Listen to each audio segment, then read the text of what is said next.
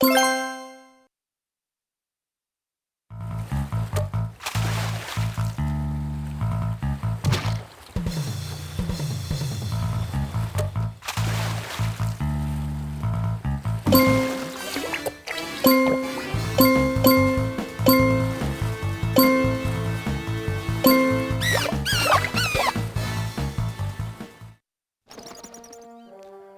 ho ho! Welcome to the forest.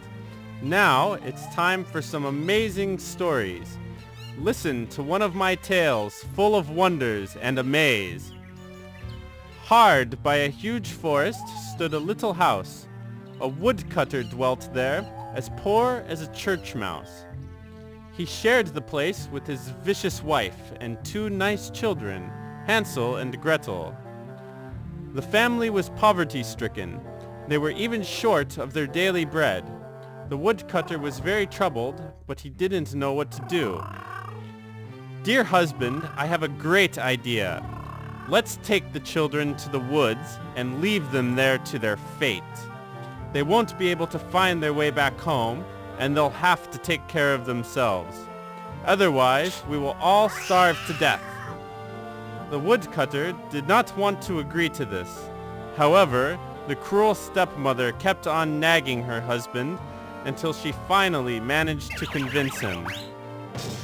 "We're lost. Hungry wolves are going to eat us in the woods." "Hush, Gretel, stop crying. We'll think up something to save ourselves." When the parents were asleep, Hansel quietly slipped out of the house. In the bright moonlight, he started picking white glittering beans. He filled his pockets with as many of them as he could.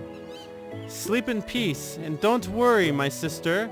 We'll outwit our bad stepmother."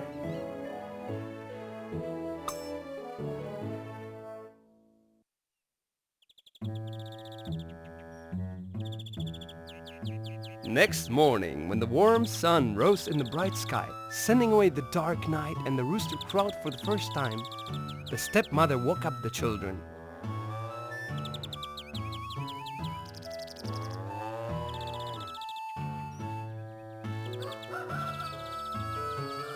"Get up, you sluggards! We are going to the forest to fetch some wood!"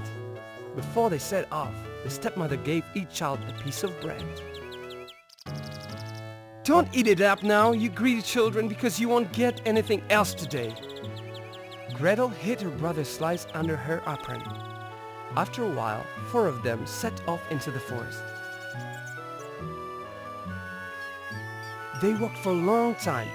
Fred and Hansel walked at the end of the group, dropping the beans here and there.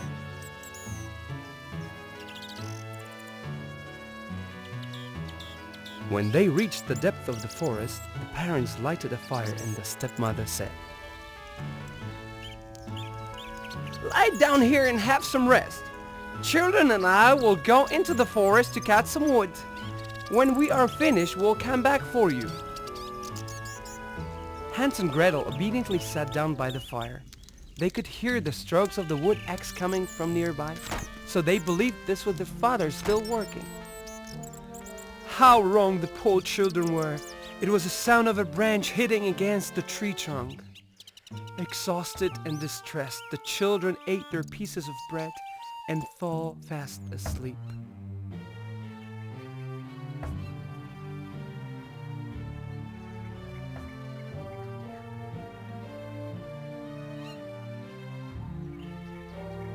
When they woke up, it was already dark night. Gretel was frightened and began to cry. "Please don't cry, my little sister. When the moon rises, it will light up the beans which I have scattered around on our way to the forest. They'll show us the way home." However, when a silver crescent shone in the sky, the children couldn't find the beans because the birds living in the forest had pecked them up.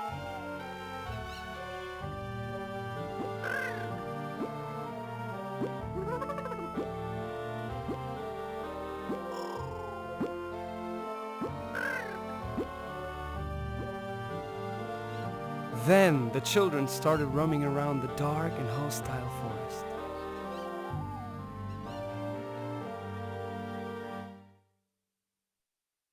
When suddenly, unbelievable, an old woman flew out of the cottage on a broom. "Welcome to my place, children. Please, come in." The mysterious old woman led the children into her house. Inside, she prepared a sweet feast for them. The hungry little children ate and ate, and yet they still didn't have enough to eat. When they finally filled up their tummies, the old woman made the beds for them, and the happy children fell fast asleep. But the wicked witch was only pretending to be a good grandmother. She used her tricks to entice poor children to her gingerbread house, only to eat them. Early in the morning, the witch grabbed Hansel with her bony hands and locked him in a cage. She thought the boy will make a good meal, but decided to fatten him up a little before she eats him. Gretel kept weeping bitterly every day.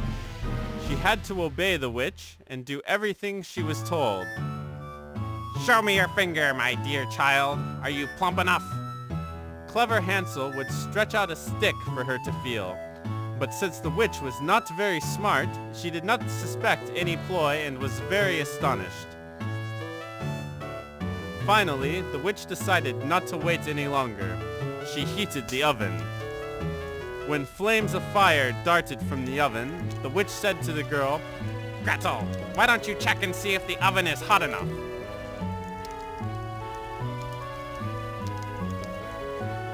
"But how am I going to get there?"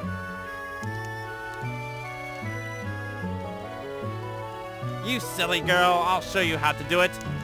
It's as simple as that. Ah, it's so hot in here." When the oven door shut, there was a whirling in the oven. The wicked witch jumped out of the chimney and flew high to the sky.